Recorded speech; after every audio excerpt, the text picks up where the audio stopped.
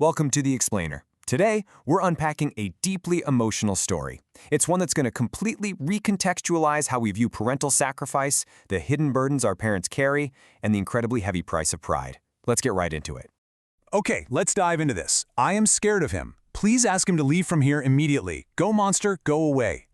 Man, those are some harsh, devastating words. But here's the kicker. This 3-year-old child isn't screaming at a monster hiding under her bed. She's literally screaming at her very own grandfather.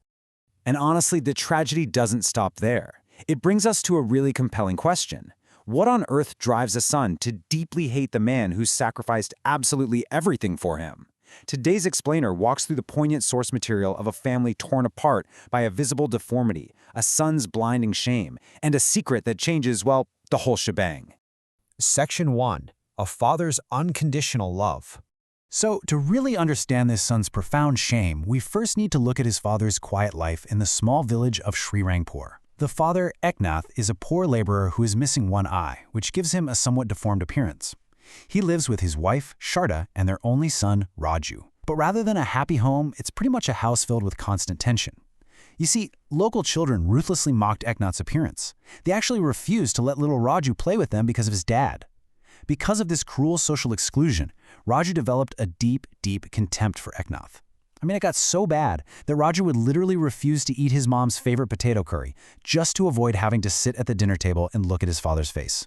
But despite this outright hatred from his son, Eknath silently sacrifices for him.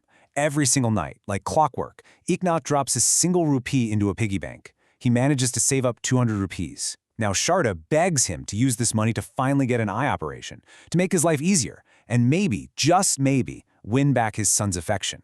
But Eknath? He flat out refuses. His ultimate dream is for Raju to study hard and become a doctor. He completely pushes aside his own physical and social needs to meticulously fund his son's future. Section 2. The burden of shame. As Raju grows up, his embarrassment only gets worse.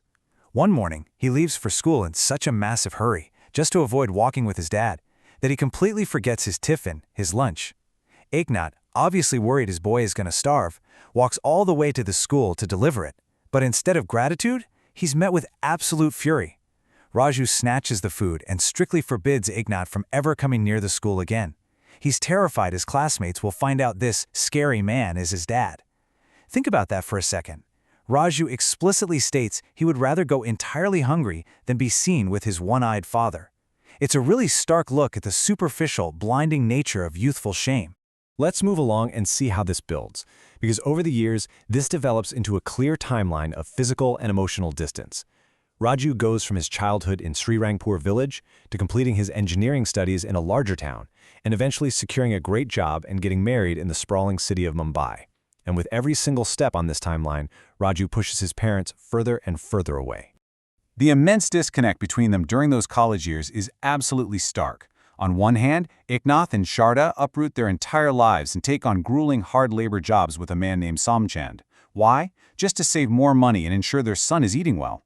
But Raju responds with complete denial. When Eknath shows up at Raju's shared rental house to kindly offer him a place to live with them, Raju just turns him away. And it gets worse. He lies to his college roommates, telling them the one-eyed man at the door wasn't his father at all, but just some scary workman. He literally denies his own father's existence just to protect his fragile reputation. Section 3. Abandoning the past. As Raju enters the professional world, his detachment from his roots becomes absolute. 5. That's the number of years Raju completely ignores his parents after getting his job and moving away. 5 full years without a single visit, not even a single letter. During this time, his parents are left in agonizing suspense. They're left wondering if he's eating, if he's healthy, or if he's even alive. What they don't know is that Raju is relocated again, gotten married, and even has a 3-year-old daughter. He's built an entire life and intentionally hidden his family from it. Section 4. A harsh wake-up call. But, secrets like this rarely stay hidden forever. The tension reaches its absolute peak when Eknath runs into Raju's old college friend, Suresh, who innocently reveals Raju's new location. When Eknath finally arrives at his son's new home, his own granddaughter takes one look at his missing eye and screams, calling him a monster. And instead of comforting his father or, I don't know, explaining the situation to his kid, Raju forcefully kicks Eknath out. He screams, "Tell mom never send you here again. Now go away. Never come here again. Don't even try to meet me. Ashamed." The visceral pain of this confrontation is just incredibly heavy. Eknath walks away, thoroughly rejected and heartbroken by the boy he gave absolutely everything for. However, Raju's little bubble of pride is finally pierced by an outside perspective.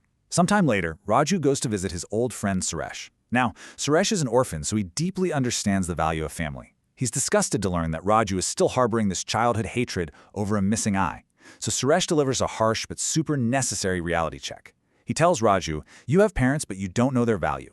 Go first meet your parents, then meet me, or else don't even show me your real face." This sharp rebuke from a peer is the exact catalyst that finally forces Raju to swallow his pride and return to his village to see his mom and dad.